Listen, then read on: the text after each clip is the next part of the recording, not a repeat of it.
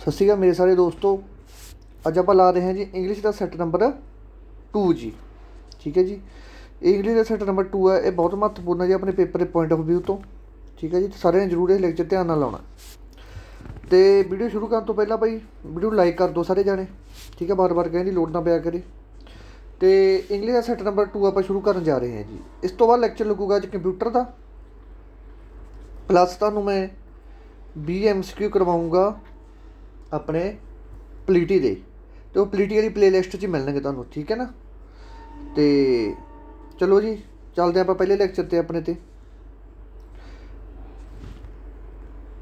सिनोनियम का मतलब तुहानूं पता ही है, समानार्थक शब्द, जिवें कि कुड़ी नूं आपां लड़की भी कह दिंदे आ, वो चीज़ हुंदी है सिनोनियम। इक्को जिहे शब्द हुंदे आ, बस नाम वख-वख हुंदे उन्हां दे। नंबर 1 एमनीटाइज। ठीक है, एमनीटाइज इहदा मतलब की है सुविधाजनक। जिहड़ी किसी बंदे नूं सुविधा मिली होवे उहनूं कहंदे ने सुविधाजनक। इस तो बाद आ गया सब तो पहला पैगनीट्राइज। ठीक है, पैगनीट्राइज का की मतलब है? पैगनीट्राइज का मतलब है तमाशा वेखना। तमाशा वेखना इहदा मतलब होता है। प्राइवेट का मतलब विशेष अधिकार भी आ जाता है। विशेष अधिकार भी कह देंगे, सुविधा भी कह देंगे। फैकलिटी मैंने भी सुविधा होंदा गा। काउंटरिस मैंने की होंदा गा? काउंटरिस मैंने होंदा गा अभिनंदन करना, किसी का स्वागत करना। ठीक है, पर सुविधाजनक के नेड़े तेड़े जिहड़ा फंक्शन है भाई वो आऊगा ऑप्शन नंबर बी, प्राइवलेज। ठीक है, तो प्राइवलेज का की मतलब है भाई? प्राइवलेज का मतलब हैगा विशेष अधिकार या मतलब सुविधा। फैकलिटी का मतलब भी सुविधा होंदा, पर बी ऑप्शन आऊगा क्योंकि ये थोड़ा जिहा नेड़े हैगा। ठीक है ना, थोड़ा नेड़े शब्द तो आऊगा। जे प्रीविलेज ना होंदा फैकलिटी होंदा फिर आप ही ला देंगे। ओके जी, हुण नंबर 2 ते चलते आप। इस तो बाद आ गया डिस्पैरिटी। ओके जी, की आ गया? डिस्पैरिटी। तो डिस्पैरिटी का मतलब होंदा गा असमानता। ये सारे मतलब तुसीं याद कर लो एज इट। ਇਹਦਾ मतलब होंदा है असमानता। इस तो बाद आप इन्हां चों देखदे हां किहड़ा शब्द जिहड़ा मिलदा जुलदा गा। सब तो पहले इनजस्टिस। इनजस्टिस का जस्टिस का मतलब होंदा किसी नूं इंसाफ दिवाउणा। ठीक है, जस्टिस का मतलब होंदा किसी नूं ओह दिवाउणा, न्याय दिवाउणा। आपां नूं जस्टिस मिल गई, उन्हें इंसाफ मिल गया। इनजस्टिस ना इंसाफ। ठीक है, ना इंसाफ का असमानता का कोई फर्क नहीं। अलनाइकनेस ਇਹਦਾ मतलब होंदा असमानता। पार्शली का की मतलब होंदा गा? आप कहते हैं कि ये बंदा पार्शलिटी कर रहा है। की कर रहा है? ये बंदा दूसरे बंदे नाल पार्शलिटी कर रहा है। ਇਹਦਾ की मतलब है? ये चीज़ पेपर के विच आम ही पूछी जाती है भाई। तो ਇਹਦਾ मतलब हैगा पार्शलिटी मतलब एक पक्ष करना। की करना? एक पक्ष करना। पार्शलिटी का मतलब है यही। इस तो बाद डिस्टोरेशन। ਇਹਦਾ मतलब कि चेंज करना किसी को। ठीक है, कोई किसी शेप में चेंज करना जा मतलब जा ਇਹਦਾ मतलब ये भी हो जाता कि नैचुरल शेप होनी किसी चीज़ की। ठीक है, एक रूप ही होना किसी का जिन्होंने आप बदल नहीं सकते, उन्होंने कहते हैं डिस्टोनेंस। देखो ਇਹਦਾ आंसर की आ गया भाई? ਇਹਦਾ आंसर आ गया अनलाइकनेस। अनलाइकनेस का मतलब होंदा गा असमानता। तो डिस्पैरिटी का मतलब भी होंदा, ਇਹਦਾ मतलब होंदा नाइंसाफी। ਇਹਦਾ मतलब किसी का एक पक्ष करना। ਇਹਦਾ मतलब जिहड़ी चीज़ बदलदी है जैसे कि ओरिजिनल है जिहड़ी चीज़। ठीक है, इस तो बाद आ गए भाई आप तीसरे नंबर ते बार वन। ठीक है, आप आ गए बार वन ते। बार वन का मतलब की है? अजीब। जी चीज़ अजीब होंगी है उन्होंने आप बार वन कह देंगे।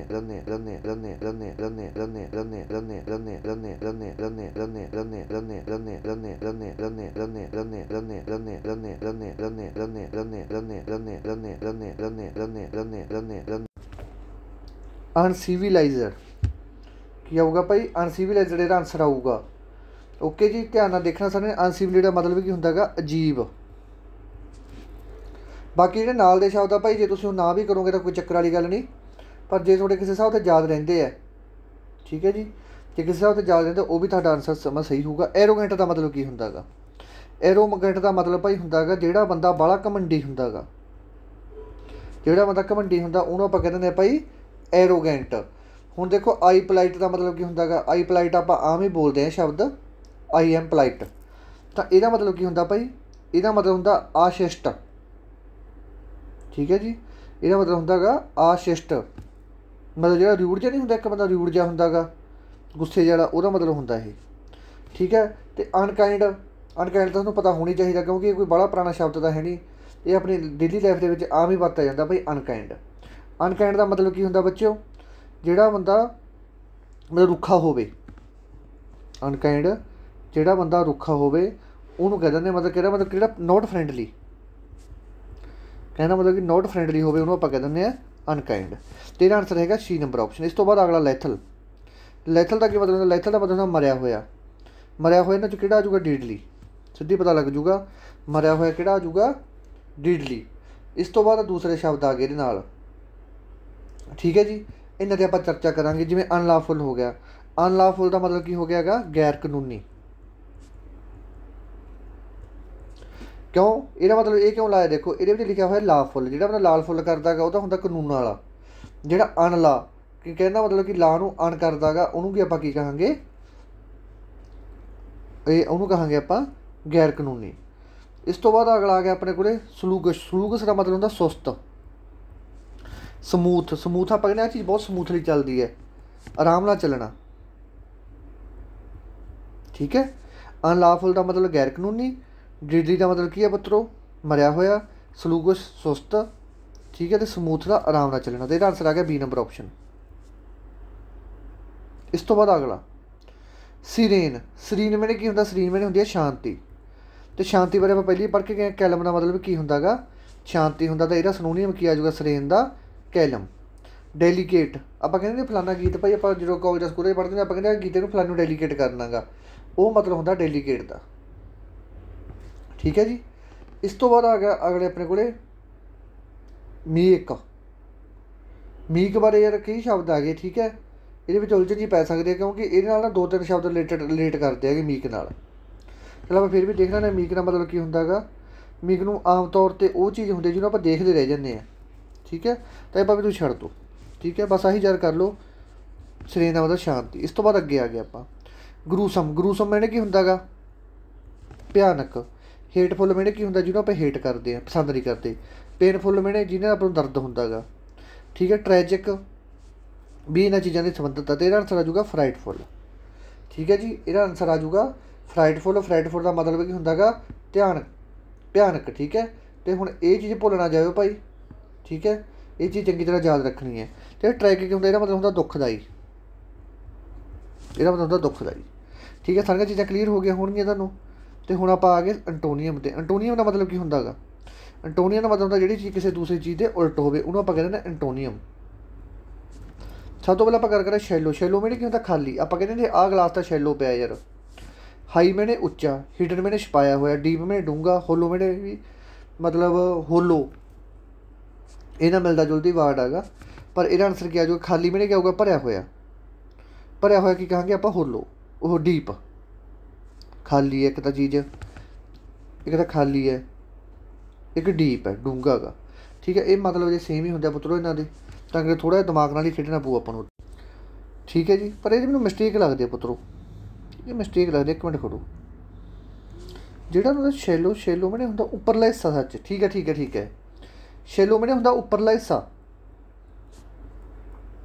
होलो मैंने होंदा खाली। तो होलो मैंने खाली होंदा, शैलो मैंने होंदा उपरला हिस्सा, डीप मैंने होंदा डूंगा हिस्सा। जी अपनी स्किन है, स्किन कि अपनी शैलो ऑर्गन है एक अपना। ठीक है। जो उपर हैगा, डीप मैंने होंदा डूंगा, हिडन मैंने छपाया होया, हाई मैंने उच्चा। तो यह आंसर आ जाऊगा डीप। सी नंबर ऑप्शन बिल्कुल सही आंसर है भाई इहदा।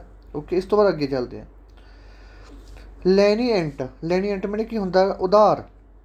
लैनीएंट मैंने होंदा उधार लेना आप किसी तो। हुण आप उल्ट चलना है। उधार का मतलब होंदा नगद, उल्ट की आ जाऊगा नगद। नगद का मतलब की होंदा हैरिश। हैरिश का मतलब होंदा गा नगद। तो जिहड़ा भी इहदे नाल रूड लिखा होया आप कहते नहीं होंदे कि आह बंदे दा सुभाਅ तां बई बड़ा रूड है यार। ठीक है। तो आह बंदे दा सुभाਅ तां बड़ा रूड है, इहदा मतलब होंदा गा रुखे सुभाਅ दा होंदा जिहड़ा। ठीक है। एनॉयड मैंने की होंदा नाराज़ होना किसी नाल। आपां जे आपां किसी नाराज़ हो जाइए उन्होंने आपां कहांगे भाई ये बड़ा अनयूड हैगा। ठीक है। इस तो बाद अगला आ गया अपने कोले ऑब्सटिनिकेट। इहदा मतलब होंदा जिद्दी। इहदा मतलब होंदा जिद्दी। ऑब्सटिनेट का मतलब जिद्दी। इहदा मतलब नाराज़ होना। रूड मैंने भी रुखा होंदा, हर्ष मैंने नगद। तो ये शब्द इन्हां तो अलग आ गया। इस तो बाद अगले ते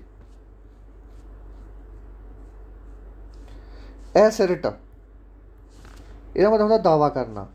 एग्रीमेंट ਹੁੰਦਾ सहमत होना किसी नाल, ठीक है। तो अक्यूज का मतलब भी होंगे दावा करना। आप कहते आप मैं अपना अक्यूज है तो दावा किया होएगा, ठीक है, वो आ जाता अक्यूज। उन्होंने आप इन्हें एग्रीमेंट होंगे किसी नाल सहमत होना, ठीक है। इस तो बाद आ गया अपना अवजुरे। अवजुरे का की मतलब होगा भाई, अवजुरे का मतलब है त्यागना, ठीक है, किसी चीज़ को त्यागना। उन्होंने आप की कहते हैं एवजुरे। एबडिकेट, एबडिकेट इन्हों आप ट्रिक नाल याद करांगे। एबडिकेट में ट्रिक नाल किवें याद करांगे, इहदा मतलब की होंदा त्यागना, कि जिहड़ा बंदा आप दी करदा वो भी त्याग दिंदा, ठीक है। जिहड़ा एवज्यूर है तो एबडिकेट है, एक दूजे सनोनीम है, ठीक है, याद रखना। एवज्यूर तो एबडिकेट एक दूजे सनोनीम, दोनों मतलब सेम हैगा। तो इहदा आंसर हैगा ऑप्शन नंबर बी। इस तो बाद आ गया ओवार्ट। ओवर आर्ट इहदा मतलब होंदा उजागर करना किसी चीज़ को, सारे शो करना। दूजे पासे की आ जाऊगा सीक्रेट, सीक्रेट करना। शैलो आप हुणी पढ़ के हटिया किसी चीज़ के उपर लिस्ट है, इनू की कहते हैं शैलो सतह। डीप में डूंगा हो गया, अनरिटन जो लिखा नहीं होया। तो यह आंसर आ गया सी नंबर ऑप्शन। इस तो बाद अकॉर्ड। अकॉर्ड का मतलब कहता अनुसार। आप कहते ये अकॉर्डिंग चलो या तुम कि चलो ये अकॉर्डिंग चलो तुम सारा कुछ समझ आ जाऊगा। कहना मतलब कि अनुसार, ये अनुसार चलो तुम सारा कुछ समझ आ जाऊगा। यदा मतलब की है कहते यदा आंसर है बच्चों डिसेंट। डिसेंट, डिसेंट जी डिसेंट का मतलब है ओके कि अकॉर्डिंग का। एक्ट में कोई एक्ट बनता है, सलूशन में किसी चीज़ का सलूशन करना। कॉनकॉर्ड का मतलब कॉनकॉर्ड ही हो जाता, ठीक है। तो यदा मतलब है भाई सी नंबर ऑप्शन। अकॉर्डिंग के अनुसार किसी चीज़ के अनुसार का मतलब आ जाऊगा डिसेंट। इस तो बाद अगला स्टार्ट। स्टार्ट का मतलब तुम सारे पता शुरू करना। अद्धे कहेंगे क्लोज, क्लोज जो ओपन होंगे पुत्रों। शट का होंगे डाउन, एंड का होंगे खत्म करना, स्टार्ट करना, ठीक है। पर यह उल्ट लिखा हुआ है, पर इतने आपको दिता स्टार्ट। स्टार्ट तो बाद आप की हो जाऊगा फिनिश होगा, ठीक है। डी नंबर ऑप्शन आऊगा। स्टार्ट तो बाद चीज़ खत्म होती है, ठीक है। वह एंड भी सही है पर ज़्यादा नेड़े तो यही है। इस तो बाद आ गया आप स्पैल चैक ते। स्पैल चैक के भाई थोड़ा सब तो वध महत्वपूर्ण रूल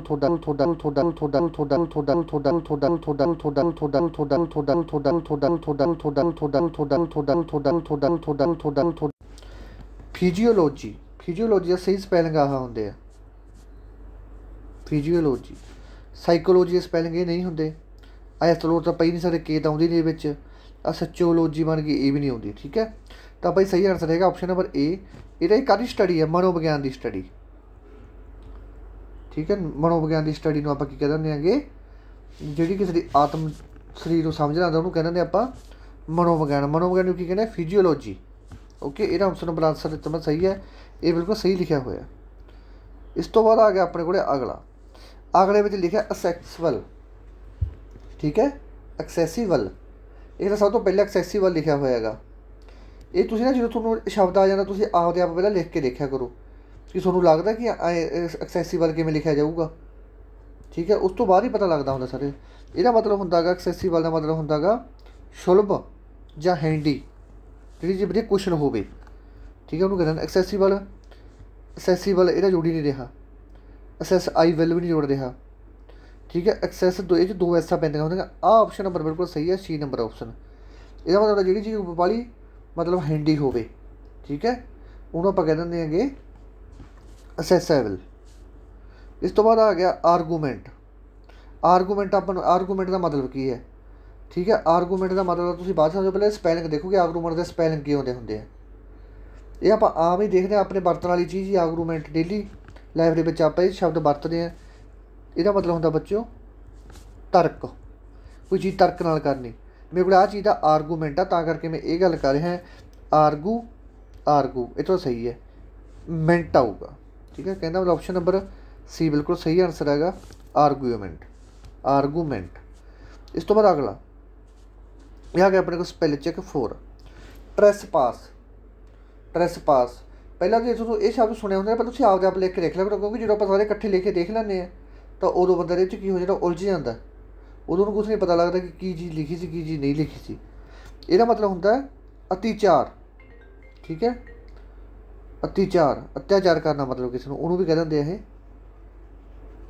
तो यदा सही स्पैलिंग है भाई ट्रेस पास कितने पे आ पे ट्रेस पास। ठीक है, तो यदा आंसर होगा बी नंबर ऑप्शन होने। हाँ बी नंबर ऑप्शन ही है ट्रेस पास का। ये शब्द जो करवाई जाना चंगी तरह याद कर लो क्योंकि ये शब्द ही पूछणगे पेपर च।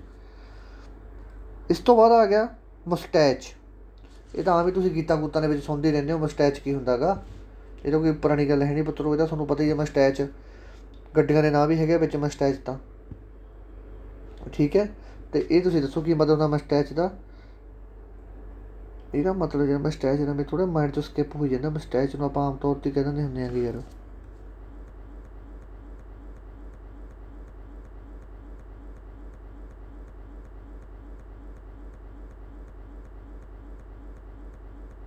ਤੇ ਦੇਖੋ ਮਸਟੈਚ ਦੇ ਫੁੱਲ ਸਪੈਲਿੰਗ ਕੀ ਹੈ। ਆ ਤਾਂ ਆ ਹੀ ਨਹੀਂ ਸਕਦਾ, ਤਾਂ ਮਸਟੈਚ ਬਣ ਗਿਆ। ਆ ਵੀ ਨਹੀਂ ਆ ਸਕਦਾ। ਠੀਕ ਹੈ, ਕਿਉਂਕਿ ਜਿਹੜਾ ਇਹ ਮਸਟੈਚ ਪੈਂਦਾ ਇਹ 'ਚ ਉਹ ਤਾਂ ਪੈਂਦੀ ਨਹੀਂ ਕਿਤੇ। ਆ ਸਕਦਾ 100 नंबर ऑप्शन मस्टैच। हाँ ये सही है। लिख के जो देखना ना आपको सही पता लग जाएगा। सी नंबर ऑप्शन इसका आंसर आ जाऊगा। इस तो बाद अगला आ गया अपने को वन वर्ड। बहुत ज़्यादा इंपॉर्टेंट है भाई वन वर्ड, ध्यान नाल देख लो सारे। देखो जी, a medical examination of a dead body after death. A medical examination of dead body after death, जो किसी बंदे की डैथ हो जाती है उस तो बाद ਜਿਹੜੀ ਉਹਦੇ ਸਰੀਰ ਦੀ ਮੈਡੀਕਲ ਐਗਜ਼ਾਮੀਨੇਸ਼ਨ ਕੀਤੀ ਜਾਂਦੀ, ਮੈਡੀਕਲ ਜਾਂਚ ਕੀਤੀ ਜਾਂਦੀ, ਉਹਨੂੰ ਕੀ ਕਹਿੰਦੇ ਆ। ਮਰੇ ਹੋਏ ਵਿਅਕਤੀ ਦੀ ਜਾਂਚ ਨੂੰ ਕਹਿੰਦੇ ਆਪਾਂ ਪੋਸਟਮਾਸਟਮ। ਪਹਿਲਾਂ ਪੋਸਟਮਾਸਟਮ ਕਹਿੰਦੇ ਸੀ, ਪਰ ਜੇ ਤੁਸੀਂ ਇੰਗਲਿਸ਼ ਫਿਲਮਾਂ ਦੇਖੋਗੇ, ਅੰਗਰੇਜ਼ਾਂ ਦੀਆਂ ਫਿਲਮਾਂ ਦੇਖੋਗੇ, ਉਹ ਪੋਸਟਮਾਸਟਮ ਨਹੀਂ ਕਹਿੰਦੇ। ਠੀਕ ਹੈ, ਪੋਸਟਮਾਰਟਮ ਨਹੀਂ ਕਹਿੰਦੇ। ਉਹ ਕੀ ਕਹਿੰਦੇ, ਉਹ ਕਹਿੰਦੇ ਆਟੋਪੈਸੀ। ਅੱਜ ਦੇ ਟਾਈਮ ਦੇ ਵਿੱਚ ਵੀ ਆਟੋਪੈਸੀ ਕਿਹਾ ਜਾਂਦਾ ਹੈਗਾ, ਅਤੇ ਹੁਣ ਜ਼ਿਆਦਾ ਸ਼ਬਦ ਆਟੋਪੈਸੀ ਚੱਲਦਾ। ਠੀਕ ਹੈ, ਇਸ ਤੋਂ ਬਾਅਦ ਆ ਗਿਆ ਇਹ ਪਲੇਸ ਬਾਰ। ਇਹ ਪਲੇਸ ਬਾਰ ਵਾਰਡ ਆਰ ਕਿਪਟ, ਜਿੱਥੇ ਪੰਛੀਆਂ ਨੂੰ ਰੱਖਿਆ ਜਾਂਦਾ ਉਸ ਜਗ੍ਹਾ ਨੂੰ ਕੀ ਕਹਿੰਦੇ ਹਨ। ਉਸ ਜਗ੍ਹਾ ਨੂੰ ਕਹਿੰਦੇ ਅਵੇਰੀ। ਉਸ ਜਗ੍ਹਾ ਨੂੰ ਕਹਿੰਦੇ ਆ ਅਵੇਰੀ, ਜਿੱਥੇ ਪੰਛੀਆਂ ਨੂੰ ਰੱਖਿਆ ਜਾਂਦਾ ਹੈ। ਜਿੱਥੇ ਮੱਖੀਆਂ ਨੂੰ ਰੱਖਿਆ ਜਾਂਦਾ ਉਹ ਚੀਜ਼ ਨੂੰ ਕੀ ਕਹਿੰਦੇ ਅਪੈਰੀ। ਉਲਝ ਨਹੀਂ ਜਾਣਾ।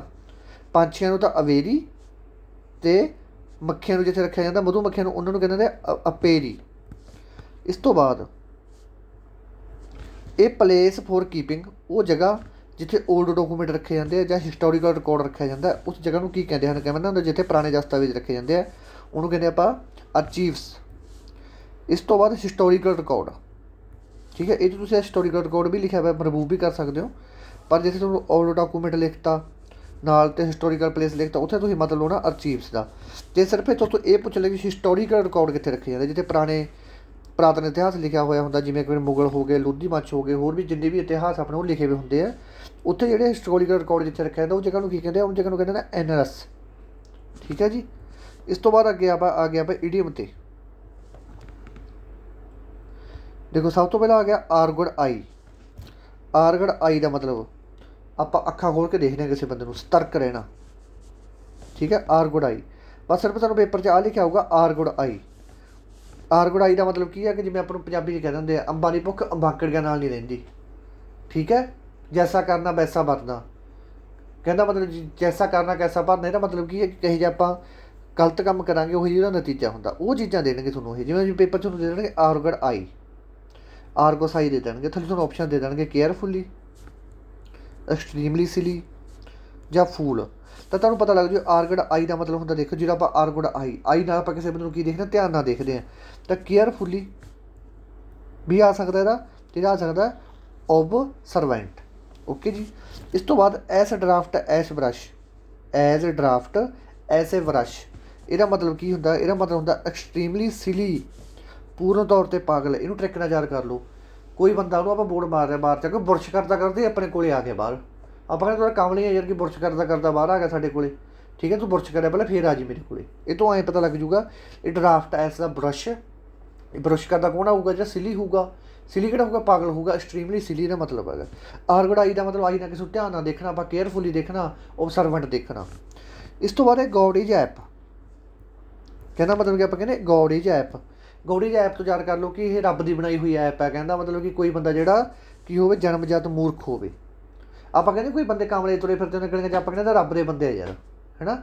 ਤਾਂ ਜਿਵੇਂ ਕਹਾਂਗੇ ਇਹ ਗੋਡ ਇਜ਼ ਐਪ, ਇਹਦਾ ਮਤਲਬ ਹੈਗਾ ਇਹ ਬੋਰਨ ਫੂਲ, ਜਿਹੜੇ ਜਨਮੀ ਮੂਰਖ ਵਜੋਂ ਲੈਤਾ। ਇਸ ਤੋਂ ਬਾਅਦ ਆ ਗਿਆ ਗੋਡ ਇਜ਼ ਐਕਰੀ। गॉड इज एक्चुअली ना मतलब होंदा कब्रिस्तान। गॉड इज एक्चुअली मतलब होंदा गा कब्रिस्तान।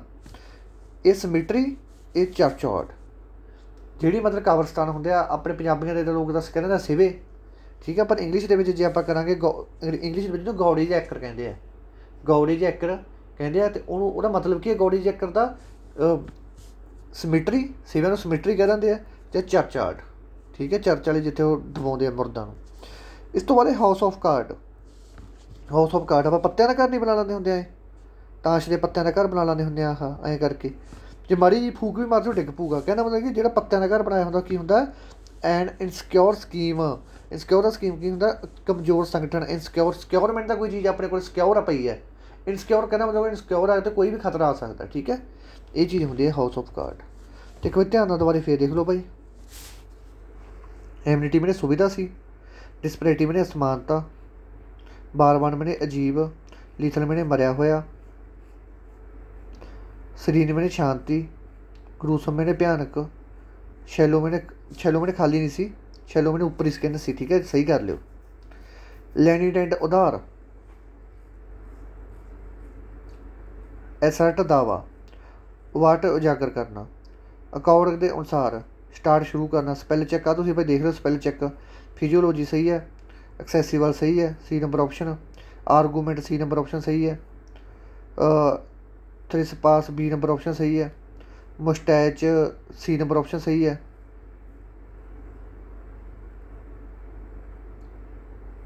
डी नंबर ऑप्शन है सच्चे है ना। जिस तो बाद आ गया वन वर्ड। ये थोड़ा तो करवाते भाई, सारा कुछ ध्यान नाल देख लो एक बार दोबारा फिर, ठीक है जी। तो वीडियो को बाद लाइक कर दो तो शेयर कर दो, ठीक है जी। तो हुण आपां लावांगे तो बाद GPS का लैक्चर कंप्यूटर का, तो पॉलिटी MCQ इंपॉर्टेंट जिहड़े पेपर के पॉइंट हो भी तो ज़्यादा इंपॉर्टेंट। धन्यवाद मेरे दोस्तों, जिउंदे बाद दे रहो भाई।